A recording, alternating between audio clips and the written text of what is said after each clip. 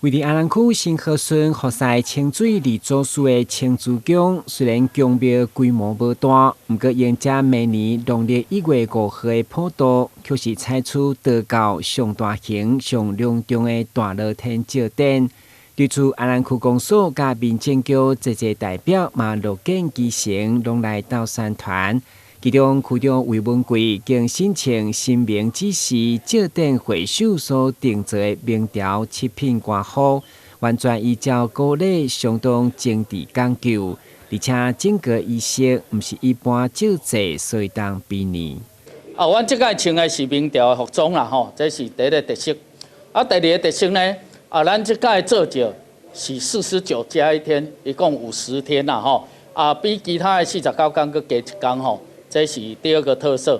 另外，伫区中两边，只能为透过跋杯取得主事手甲周天手的女性民众，嘛分别以3品歌红色甲2品歌蓝紫色的款式，要来参与乐天大节，体会新名庇佑祝福。然后最近转型到做业务性质的工作，然后就接触到庙要做大节这件代志，然后。就想讲甲新民吼斗3天，希望新民会当嘛甲我斗3天吼，帮助我伫事业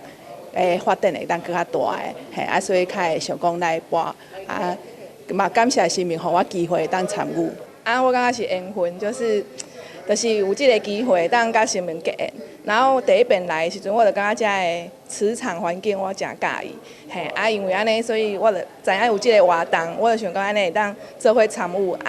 嘛感谢新民，互我这边的机会，会当博到回首。为了互缘的人拢会当像这2位女性同款共沐升温，新民嘛降旨开放全国信众博杯参与9大会首14新名手，用全国海选选出天选之人。用海选的方式，欢迎咱全国所有好朋友，咱拢会当来博杯啦吼，来让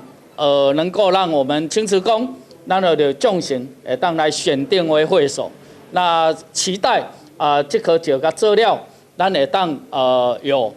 上天保佑，所有的众神尊保佑我们风调雾生，5谷丰收，我们的台湾平安，大家都健康顺利。虽然建设明年国历2月2日才要展开，不过安南区公所已经预告到时50天的祭典期间，会用体验科技的性事来持续推广安南造江湾，同时安中商圈嘛配合进行消费的优待，以提升地方经济繁荣。台南新闻阮吉采访报道。